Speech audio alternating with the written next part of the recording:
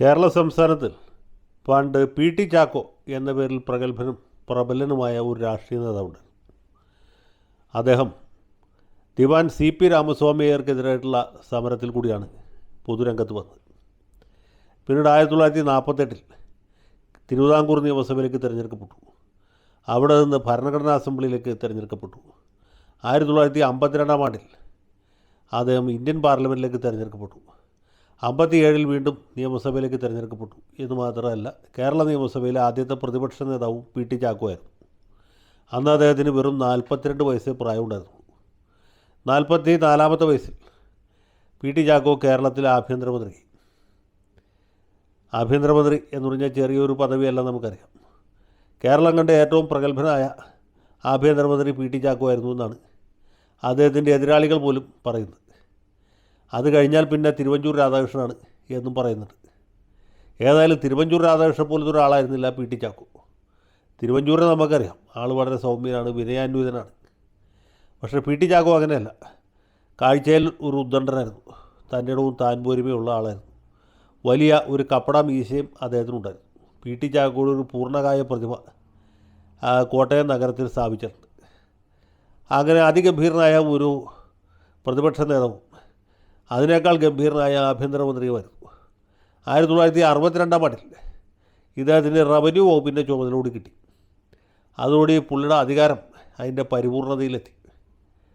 അങ്ങനെ ഒരേ സമയത്ത് ആഭ്യന്തര വകുപ്പ്, റവന്യൂ വകുപ്പ് കൈയാളിക്കൊണ്ടിരുന്ന പി ടി ചാക്കോ 1963 അദ്ദേഹത്തിൻ്റെ അധ്യക്ഷതയിലാണ് കേരള ഭൂപരിഷ്കരണ നിയമം പാസ്സായത്.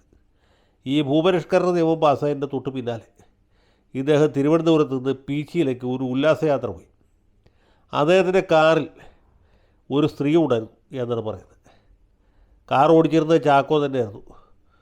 തിരുവനന്തപുരത്ത് നിന്ന് പീച്ചിക്കുള്ള യാത്രാ മധ്യേ ഈ കാർ തൃശ്ശൂർ പട്ടണത്തിൽ വെച്ച് ഒരു കട്ടവണ്ടിയിലിടിച്ചു. കട്ടവണ്ടിക്കാരന് ചെറിയ പരിക്ക് പറ്റി. ചാക്കോ കാർ നിർത്താതെ ഓടിച്ചു പോയി. പക്ഷേ ചാക്കോയെ കണ്ടവർക്ക് പെട്ടെന്ന് മനസ്സിലായി, ഒന്നാമത് സ്റ്റേറ്റ് കാറാണ്, രണ്ടാമത് മന്ത്രി തന്നെയാണ് കാർ ഓടിക്കുന്നത്. ചാക്കോയെ കണ്ടാൽ ആളുകൾ പെട്ടെന്ന് തിരിച്ചറിയും. അദ്ദേഹത്തിൻ്റെ ആകാരവും പ്രകാരവും പിന്നെ ഗംഭീരമായ മീശയും എല്ലാം ചേർന്ന്. അപ്പോൾ മന്ത്രിയുടെ കാറിൽ ഒരു സ്ത്രീ ഉണ്ടായിരുന്നു. ആ ഒരു സാരി കൊടുത്ത് നെറ്റിയിൽ പൊട്ടുതൊട്ട സ്ത്രീയാണ്. അതുകൊണ്ടൊരു ഹിന്ദു സ്ത്രീയാണ് എന്നവർ അനുമാനിച്ചു. അപ്പോൾ എന്താണ് മന്ത്രിയുടെ കാറിൽ ഒരു ഹിന്ദു സ്ത്രീക്ക് കാര്യം എന്ന് ചോദിച്ച് അന്ന് മുതൽക്ക് അപവാദങ്ങളുടെ പെരുമഴയെ.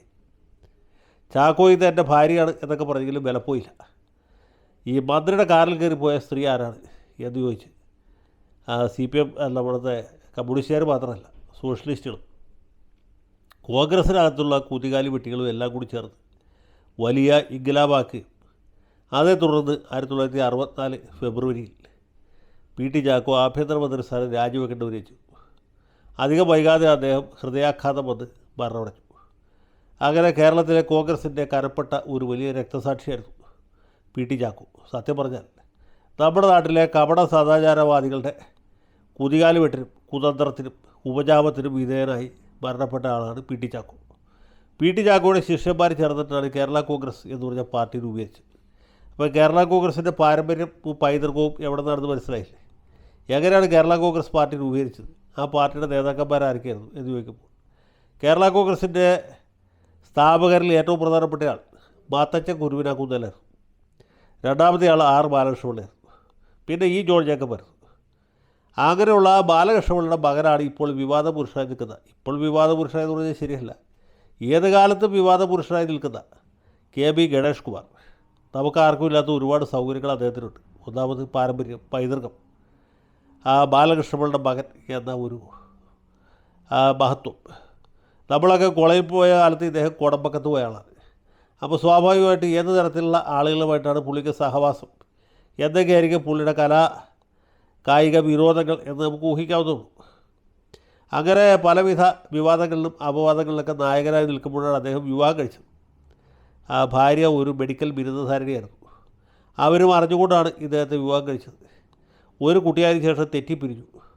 2001 തെരഞ്ഞെടുപ്പിന് തൊട്ടു മുമ്പായിട്ടാണ് ഈ അന്നത്തെ ഭാര്യ ഇദ്ദേഹത്തിനെതിരെ വിവാഹമോചന ഹർജി കൊടുത്ത്. അതിൽ ഇതുപോലുള്ള ആരോപണങ്ങളുണ്ടായിരുന്നു. ഗണേഷ് കുമാറിന് ചില സീരിയൽ നടികളുമായിട്ട് ബന്ധമുണ്ട്, സിനിമാ നടികളുമായിട്ട് ബന്ധമുണ്ട്. അവരുടെയൊക്കെ പേരും അച്ഛൻ്റെ പേരും വയസ്സും വീട്ടുപേരും ഒക്കെ ആ ഹർജിയിൽ പറഞ്ഞിട്ടുണ്ടായിരുന്നു. ഇതെല്ലാം ഇടതുപക്ഷക്കാർ ആ മണ്ഡലത്തിൽ പ്രചരിപ്പിക്കുകയും ചെയ്തു. പക്ഷേ നാട്ടുകാരത് വിശ്വസിച്ചില്ല. നാട്ടുകാർക്ക് ഗണേശനെ അറിയാം, ഗണേശനെ അറിയാം, ബാലകൃഷ്ണപിള്ള സാറിനെ അറിയാം. അതുകൊണ്ട് അവർ അദ്ദേഹത്തെ വിജയിപ്പിച്ചു. അദ്ദേഹം മന്ത്രിയായി. മാത്രമല്ല, ഈ ഗണേഷ് കുമാർ വളരെ ഒരു കളർഫുൾ പേഴ്സണാലിറ്റിയാണ്. നമുക്കറിയാം, കേരള നിയമസഭയിൽ അന്ന് വരെ MLA-മാർ വെള്ളമുണ്ടും വെള്ള ഷർട്ടും ഇട്ടാണ് പോയിക്കൊണ്ടിരുന്നത്. നിയമസഭയുടെ ചരിത്രത്തിൽ ആദ്യമായിട്ട് നീല ഷർട്ടിട്ട് ആ നിയമസഭയിലെത്തിയ ആൾ സാക്ഷാൽ ഗണേഷ് കുമാറായിരുന്നു. പിന്നെയാണ് ആളുകൾ പച്ചയും നീലയും മഞ്ഞയും വയലറ്റും ഒക്കെ ഇട്ട് വരാൻ തുടങ്ങിയത്. അപ്പോഴത്തേക്കും ഗണേഷ് കുമാർ ഒരടി കൂടി പുരോഗമിച്ച് അദ്ദേഹം പൂക്കളുള്ള ഷർട്ട് ഇട്ട് വരാൻ തുടങ്ങി. ഒന്ന് ആലോചിച്ചു, കേരള നിയമസഭയിലും മന്ത്രിസഭയിലും പൂക്കളുള്ള ഷർട്ട് ഇട്ട് വരുന്ന ഒരാൾ എൻ്റെ അറിവിൽ ഇപ്പോഴും ഗണേഷ് കുമാർ മാത്രമാണ്. ഇനി ഗണേശനെ അനുകരിച്ചിട്ട് ആരെങ്കിലും ഇതുപോലെ വരയും കുറിയും പൂക്കളും ഇലകളും ഒക്കെ ഉള്ള ഷർട്ട് ഇട്ട് വരുന്നുണ്ടോ എന്നറിയില്ല. മാത്രമല്ല, കാരണഭൂതൻ്റെ മുമ്പിൽ പോലും പൂക്കളുള്ള ഷർട്ട് ഇട്ടാണ് അദ്ദേഹം ഹാജരാകുക. അത്രയും ധൈര്യം മുഹമ്മദ് റിയാസിന് പോലും ഉണ്ടാവുകയില്ല. അമ്മായിയപ്പനൊക്കെയാണ്. എന്നാൽ പോലും ഈ കേരള മന്ത്രിസഭയിൽ അംഗമായിരിക്കുമ്പോൾ പൂക്കളുള്ള ഷർട്ട് ഇട്ട് പോകാനായിട്ട് പുള്ളിക്ക് ധൈര്യം വന്നിട്ടില്ല. ഇനി പലരും പോകാൻ സാധ്യതയുണ്ട് എങ്കിൽ പോലും. അപ്പോൾ ഇങ്ങനെ ഒരു പുതിയ പാത വെട്ടിത്തെളിച്ച ആളാണ് ഗണേഷ് കുമാർ. അദ്ദേഹം 3 തവണ മന്ത്രിയായി. ആദ്യം ആന്റണിയുടെ കൂടെ, പിന്നെ ഉമ്മൻചാണ്ടിയുടെ കൂടെ, ഇപ്പോൾ പിണറായി വിജയൻ്റെ കൂടെ. 3 തവണ ഒരു നല്ല മന്ത്രി എന്ന് പേരെടുത്ത ആളാണ്. ഇപ്പോൾ നമുക്കറിയാം, ഈ സമീപകാലത്ത് KSRTC നഷ്ടത്തിൽ നിന്ന് നഷ്ടത്തിലേക്ക് പോയിക്കൊണ്ടിരിക്കുകയാണ്. അതിന് കട്ടപ്പുറത്ത് നിന്ന് ഇറക്കി റോഡിൽ കൂടി ഓടിക്കാൻ തുടങ്ങിയത് ഗണേഷ് കുമാറാണ്. മാത്രമല്ല, എത്രയോ കാലമായി മുടങ്ങിക്കിടന്ന് ശമ്പളം കൊടുക്കാൻ തുടങ്ങിയതും ഗണേഷ് കുമാറിൻ്റെ കാലത്താണ്. നേരത്തെ ഹൈക്കോടതിയിൽ നിന്നുള്ള ഉത്തരവ് ജസ്റ്റിസ് ദയമൻ രാമേന്ദ്രൻ്റെ ദയാദാക്ഷിണ്യം കൊണ്ടാണ് KSRTCയിലെ കണ്ടക്ടർമാരും ഡ്രൈവർമാരും ഒക്കെ ശമ്പളം പിടിച്ചത്. ഇപ്പോൾ അങ്ങനെയല്ല. ഇപ്പോൾ കൃത്യമായിട്ട് 1-ാം തീയതി ശമ്പളം കിട്ടാൻ തുടങ്ങി. അപ്പോൾ ഇതുകൊണ്ടൊക്കെ ഇദ്ദേഹത്തിന് ഒരുപാട് ശത്രുക്കളും വിരോധികളും ഉണ്ട്. മന്ത്രിസഭയ്ക്ക് അകത്തുകൊണ്ട് പുറത്തുമുണ്ട്. ഈ കഴിഞ്ഞ ദിവസമാണ് മാതൃഭൂമി ന്യൂസ് ചാനൽ കേരളത്തിലെ ഏറ്റവും ജനപ്രിയനായ മന്ത്രി ആരാണ് എന്ന വിഷയത്തിൽ ഗാലപ്പ് പോൾ നടത്തിയത്. അപ്പോൾ ഏറ്റവും അധികം ആളുകൾ ഫേവർ ചെയ്തത് ഗണേഷ് കുമാറിനായിരുന്നു. 2ാം സ്ഥാനത്താണ് ശിവൻകുട്ടി. അപ്പോൾ എത്ര ജനകീയനാണ് ഗണേഷ് കുമാർ എന്ന് ഞാൻ പറയാതെ നിങ്ങൾക്ക് മനസ്സിലായല്ലോ. അപ്പോൾ ഗണേഷ് കുമാർ വീണ്ടും പത്തനാപുരത്ത് മത്സരിക്കും. 25 കൊല്ലമായിട്ട് അദ്ദേഹം അവിടുത്തെ MLA ആണ്.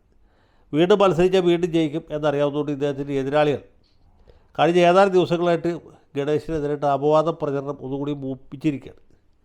അതിൻ്റെ ഭാഗമായിട്ടാണ് ഉമ്മൻചാണ്ടിയുടെ മകൻ ചാണ്ടി ഉമ്മൻ പത്തനാപുരത്ത് പോയി എൻ്റെ അപ്പയെ പീഡിപ്പിച്ച് മാനസികമായ സമ്മർദ്ദത്തിന് വിധേയനാക്കി മരണത്തിലേക്ക് തള്ളിവിട്ടത് ഗണേഷ് കുമാറാണ് എന്ന് പറഞ്ഞു. ഗണേഷ് കുമാർ ചാണ്ടി ഉമ്മന് കൃത്യമായിട്ടുള്ള മറുപടി കൊടുത്തു. ഗണേഷ് കുമാർ ചോദിക്കാൻ വിട്ടുപോയൊരു ചോദ്യമുണ്ട്. ഈ ചാണ്ടി ഉമ്മൻ്റെ നിശ്ചയിച്ച് ഉറപ്പിച്ചു വെച്ച കല്യാണം ആരാണ് മുടക്കിയത് എന്ന് ഗണേഷ് കുമാർ ചോദിച്ചില്ല. അതെങ്ങനെ മുടങ്ങിപ്പോയി എന്നൊരു ചോദ്യം ന്യായമായിട്ട് ഇപ്പോഴും നിലവിലുണ്ട്. അത് പോട്ടെ. അത് കഴിഞ്ഞ് ഗണേശൻ്റെ സഹോദരി ഉഷ രംഗത്ത് വന്നു. അച്ഛൻ്റെ ബില്ല് വ്യാജമായി ഉണ്ടാക്കി എനിക്ക് കൂടി അർഹതപ്പെട്ട വസ്തുവകൾ എൻ്റെ സഹോദരൻ ഗണേഷ് കുമാരൻ കൈക്കലാക്കിയെന്നാണ് പറഞ്ഞത്. ഈ വാദമൊക്കെ ശ്രീമതി കോടതിയിൽ ഉന്നയിച്ച് പൊളിഞ്ഞു പോയതാണ്. കോടതിയിൽ ഫലിക്കാതെ പോയ വാദമാണ് ഇപ്പോൾ പത്രസമ്മേളനം നടത്തി ശ്രീമതി ഉഷ ആവർത്തിക്കുന്നത്. അതും ഫലിക്കില്ല എന്ന് കണ്ടപ്പോൾ നമുക്കറിയാം പൂഴിക്കടകന് ഉടനെ വരുന്നുണ്ട് എന്നുള്ളത്. ദാ വന്നല്ലോ വനമാല. ഗണേഷ് കുമാറിൻ്റെ ഇപ്പോഴത്തെ ഭാര്യ പുതിയ ആരോപണമായിട്ട് വന്നിരിക്കുകയാണ്. വാളകത്തുള്ള ഇദ്ദേഹത്തിൻ്റെ വീട്ടിൽ ചെല്ലുമ്പോൾ കാണാൻ പാടില്ലാത്ത അവസ്ഥയിൽ ഗണേഷ് കുമാറിനെ കണ്ടെത്തി എന്നാണ് പറയുന്നത്. ഏതോ ഒരു സീരിയൽ നടിക്ക് പുള്ളി വീട്ടിൽ അഭയം കൊടുത്തിരിക്കുകയായിരുന്നു എന്നാണ്. ഇതാണ് ഞാൻ പറഞ്ഞ ഈ PT ചാക്കോയും ഗണേഷ് കുമാറും തമ്മിലുള്ള ഒരു സാദൃശ്യം ഇതാണ്. PT ചാക്കോ തിരുവനന്തപുരത്ത് നിന്ന് പീച്ചിക്ക് പോകുന്ന വഴിക്ക് ഒരു കോൺഗ്രസ്സുകാരിയോ അതോ നാട്ടിലെ ഏതോ സാമൂഹ്യ പ്രവർത്തകയെ കൈ കാണിച്ചു. മന്ത്രി വടക്കോട്ടേക്കല്ലേ ഞാനും വന്നോട്ടേ എന്ന് ചോദിച്ചു. പോന്നോളൂ എന്ന് പറഞ്ഞ് അദ്ദേഹം കാറി കയറ്റി. അതുകൊണ്ട് എന്ത് പറ്റി, അദ്ദേഹത്തിൻ്റെ മന്ത്രിസ്ഥാനം നഷ്ടപ്പെട്ടു. ഇവിടെ ഇത് തന്നെ ആവർത്തിക്കുന്നു. ഒരു വീടും കൂടിയില്ലാത്ത ഏതോ ഒരു പാവപ്പെട്ട സീരിയൽ നടി ഗണേശൻ ചേട്ടാ 2 ദിവസം ചേട്ടൻ്റെ വീട്ടിൽ വന്ന് താമസിച്ചോട്ടേ ചോദിച്ചു. ഗണേശൻ പറഞ്ഞു വരൂ താമസിക്കും, ഒരു കുഴപ്പമില്ല, വലിയ വീടാണ്, എൻ്റെ അച്ഛൻ പണിയിച്ച വീടാണ്, ഇഷ്ടംപോലെ മുറികളുണ്ട്, ഭവതിക്ക് എത്ര ദിവസം വേണമെങ്കിലും ഇവിടെ താമസിക്കുക, ആരും ചോദിക്കില്ല, ഒരു പ്രശ്നമില്ല എന്ന് പറഞ്ഞു. ഇത് കേട്ട് വിശ്വസിച്ച് പാവം നടി അവിടെ വന്ന് താമസിച്ചു. അപ്പോഴാണ് എത്രയോ കാലമായിട്ട് പിരിഞ്ഞ് താമസിക്കുന്ന ഭാര്യ ഓടി വന്നിട്ട് വീട്ടിൻ്റെ വാതിൽക്ക് മുട്ടി വിളിക്കുകയാണ്. വാതിൽ തുറക്കാതെ ഇപ്പോൾ 112-ൽ വിളിക്കുകയാണ്. പോലീസുകാർ വന്നില്ലെങ്കിൽ അത് പോലീസിൻ്റെ കുഴപ്പമാണ്, പോലീസുകാരുടെ പേരിൽ നടപടി എടുക്കണം. അത് ഗണേഷ് കുമാറിൻ്റെ കുറ്റമല്ല. ഏതായാലും ഇതൊക്കെ കൂടി വെച്ചത് ഇവിടുത്തെ കോൺഗ്രസ്സുകാരും മറ്റ് അലപരാധികളും മനോരമ പത്രക്കാരും എല്ലാം കൂടി ഗണേഷ് കുമാറിനെ രാജിവെപ്പിക്കാനുള്ള തത്രപ്പാടിലാണ്. ഈ സൂര്യനെല്ലിയിലെ പെൺകുട്ടിയെ കളിയാക്കി കാർട്ടൂൺ വരച്ച പത്രമാണ് മനോരമ. മനോരമയ്ക്കാണ് ഇപ്പോൾ സദാചാരത്തിൻ്റെ ഇരിക്കപ്പുറത്തില്ലാത്ത അസുഖം. ഒന്ന് ആലോചിച്ചു. അതുപോലെ ഇദ്ദേഹത്തിനെതിരെ ആരോപണമായിട്ട് വന്നിട്ടുള്ള വേറൊരാൾ രാജ്മോഹൻ ഉണ്ണിത്താനാണ്. ഉണ്ണിത്താനെക്കുറിച്ച് ഞാൻ പറയേണ്ടതില്ല. അദ്ദേഹത്തിൻ്റെ ഈ പേര് തന്നെ ആളുകൾ ഏത് രീതിയിൽ പരിഷ്കരിച്ചു, ഏത് രീതിയിൽ ഭേദഗതി ചെയ്തു എന്ന് ഇത് കാണുന്ന എല്ലാവർക്കും ഓർമ്മയുണ്ടാവും എന്ന് ഞാൻ വിചാരിക്കും. ഉണ്ണിത്താൻ്റെ വിഖ്യാതമായ മഞ്ചേരി യാത്ര ഇപ്പോഴും യൂട്യൂബിൽ നോക്കിയാൽ കിട്ടും. പിന്നെ ഒരാൾ കൂടി വന്നിട്ടുണ്ട്. അദ്ദേഹത്തിൻ്റെ പേര് ഞാൻ പ്രത്യേകം പറയേണ്ടതില്ല. നമുക്ക് ഏവർക്ക് പ്രിയങ്കരനായ രാഹുൽ മാങ്കൂട്ടത്തിലാണ്. മാങ്കൂട്ടം പറയുന്നത് ഇദ്ദേഹത്തിനെ രാഖി രാമാനും വീട് വളഞ്ഞ് അറസ്റ്റ് ചെയ്തു, ഗണേഷ് കുമാറിനെ അറസ്റ്റ് ചെയ്തില്ല എന്നുള്ളതാണ്. ഒരു ചെറിയ വ്യത്യാസമുണ്ട്. രാഹുലിനെതിരെ എത്ര സ്ത്രീകളുടെ പരാതിയുണ്ട്. എന്നെ അങ്ങനെ പീഡിപ്പിച്ചു, ഇങ്ങനെ പീഡിപ്പിച്ചു, ഗർഭഛിദ്രത്തിന് നിർബന്ധിച്ചു, ദേഹത്ത് കടിച്ചു, മാന്തി, മുഖത്ത് തുപ്പി, കരണത്തടിച്ചു എന്നൊക്കെയാണ് പരാതി. ഗണേഷ് കുമാറിനെതിരായിട്ട് ഇന്ന് വരെ ഏതെങ്കിലും ഒരു സീരിയൽ നടി അല്ലെങ്കിൽ ഒരു സിനിമാ നടി, അതും അല്ലെങ്കിൽ വെറും വീട്ടമ്മ അല്ലെങ്കിൽ ഒരു കോളേജ് കുമാരി, ഈ രീതിയിൽ ഏതെങ്കിലും പരാതി എവിടെയെങ്കിലും ഏതെങ്കിലും സ്റ്റേഷനിൽ വേണ്ട, ഏതെങ്കിലും പാർട്ടി ഓഫീസിൽ KPCC ഓഫീസിലെങ്കിലും കൊടുത്തായിട്ട് രാഹുലിന് അറിയാമോ? കൊടുത്തിട്ടില്ല. അതാണ് രാഹുലും ഗണേഷ് കുമാറും തമ്മിലുള്ള വ്യത്യാസം. ഗണേഷ് കുമാർ പറഞ്ഞിട്ടുണ്ട് അദ്ദേഹം ഒരു സദാചാര നിരതനാണെന്നോ ഭഗവാൻ ശ്രീരാമചന്ദ്രനെ പോലെ മര്യാദാ പുരുഷോത്തമനാണെന്നോ പുള്ളി ഒരിക്കലും അവകാശപ്പെട്ടിട്ടില്ല. അദ്ദേഹത്തിൻ്റെ ആദ്യ ഭാര്യയുമായിട്ടുള്ള വിവാഹം എങ്ങനെയാണ് ശിഥിലമായത്, അത് രണ്ടാമത് എങ്ങനെയാണ് ശിഥിലമായത്, എങ്ങനെയാണ് വിവാഹമോചനത്തിൽ കലാശിച്ചത് എന്നൊക്കെ അറിഞ്ഞുകൊണ്ടാണ് ഈ ബിന്ദു മേനോൻ എന്ന് പറഞ്ഞ് ഇപ്പോഴത്തെ ഭാര്യ ഇദ്ദേഹത്തെ വിവാഹം കഴിച്ചത്. നിയമഭാഷയിൽ ഇതിന് അക്വിസൻസ് എന്ന് പറയും. ആരാണ് എന്താണ് എന്ന് മനസ്സിലാക്കിയിട്ടാണ്. അല്ലാതെ മനോരമയിലോ മാതൃഭൂമിയിലോ വൈവാഹിക പേജിൽ പരസ്യം കണ്ടിട്ട് ആ സുന്ദരനും ആ സുശീലനും സദാചാര നിരതനുമായ നായർ യുവാവ് തൻ്റേതല്ലാത്ത കാരണങ്ങളാൽ വിവാഹമോചനം നേടിയ ആൾ പുനർവിവാഹത്തിന് ആഗ്രഹിക്കുന്നു എന്ന് പറഞ്ഞ് പരസ്യം കണ്ടിട്ട് വന്നതല്ലോ. ഇവർക്ക് തന്നെ അറിയാം ആരാണ് ഗണേഷ് കുമാർ, എന്താണ് അദ്ദേഹത്തിൻ്റെ പാർട്ടി പാരമ്പര്യം, എന്താണ് അദ്ദേഹത്തിൻ്റെ തറവാട്ട് പാരമ്പര്യം, എന്താണ് അദ്ദേഹത്തിൻ്റെ നാട്ടു പാരമ്പര്യം, പുള്ളിയെക്കുറിച്ച് നാട്ടുകാരുടെയുള്ള അഭിപ്രായം എന്താണ്, പുള്ളിയെക്കുറിച്ച് ഇതുവരെ പത്രത്തിൽ വന്ന വാർത്തകൾ എന്തൊക്കെയാണ്. ഇതൊക്കെ അറിഞ്ഞുകൊണ്ട് കല്യാണം കഴിച്ചാണ്. പിന്നെ ഭാര്യ ഭർത്താവും തമ്മിൽ തെറ്റുമ്പോൾ ഇങ്ങനെ പല ആരോപണങ്ങളും അങ്ങോട്ടും ഇങ്ങോട്ടും ഉന്നയിക്കും. അതൊക്കെ സാധാരണ പതിവുള്ള കാര്യങ്ങളാണ്. കുടുംബ കോടതിയുടെ പരിസരത്തോടെ ഒരു പ്രാവശ്യമെങ്കിലും പോയിട്ടുള്ളവർക്ക് അറിയാം എങ്ങനെയാണ് ഈ മാതിരി കേസുകൾ ഉണ്ടാകുന്നത്. ഏതൊക്കെ തരത്തിലുള്ള ആരോപണങ്ങളും ദുരാരോപണങ്ങളുമാണ് ഓരോരുത്തരും കേസ് ജയിക്കാൻ വേണ്ടി ഉന്നയിക്കുന്നത് എന്ന്. ഞാനിപ്പോൾ അതിലേക്ക് പോകുന്നില്ല. ഏതായാലും PT ചാക്കോയുടെ അതേ അവസ്ഥയിലേക്ക് നമ്മുടെ സുഹൃത്ത് KB ഗണേഷ് കുമാർ എത്തിക്കൊണ്ടിരിക്കുകയാണ്. PT ചാക്കോയുടെ ഏറ്റവും ഉത്തമനായ ഒരു ശിഷ്യനായിരുന്നു ബാലകൃഷ്ണപിള്ള. ബാലകൃഷ്ണപിള്ളയും കൂടി ചേർന്ന് സ്ഥാപിച്ച പാർട്ടിയാണ് കേരള കോൺഗ്രസ്. അത് പൊട്ടിപ്പിളർന്നുണ്ടായ ഒരു ചെറിയ കഷണമാണ് കേരള കോൺഗ്രസ് B. അപ്പോൾ ആ പാർട്ടിയുടെ നേതാവായ ഗണേഷ് കുമാർ ബാലകൃഷ്ണപിള്ളയുടെയും അതുപോലെ തന്നെ PT ചാക്കോയുടെയൊക്കെ പാത പിന്തുടരുക എന്ന് പറഞ്ഞാൽ അതിൽ യാതൊരു അത്ഭുതവുമില്ല. പ്രത്യേകിച്ചും അസൂയക്കാരായ ആളുകൾ PT ചാക്കോയെ എങ്ങനെയാണ് മാനസിക സമ്മർദ്ദത്തിന് വിധേയനാക്കി അദ്ദേഹത്തെ മരണത്തിലേക്ക് തള്ളിവിട്ടത് എന്നിപ്പോൾ എല്ലാവർക്കും അറിയാം. ആ നിലയിലേക്ക് ഗണേഷ് കുമാറിനെ എത്തിക്കാൻ ശ്രമിക്കുകയാണ്. ഈ ധർമ്മസമരത്തിൽ ഞാൻ ഗണേഷ് കുമാറിൻ്റെ കൂടെയാണ്. കാരണം എന്താ വെച്ചാൽ ഗണേഷ് കുമാർ സദാചാരത്തിനെതിരായതുകൊണ്ടും അദ്ദേഹം ഭഗവാൻ ശ്രീരാമൻ്റെ അവതാരമായതുകൊണ്ടും അല്ല. അദ്ദേഹം പറയുന്ന കാര്യങ്ങളിൽ സത്യമുണ്ട്. അദ്ദേഹം പറയുന്നതാണ് കൂടുതൽ സത്യം.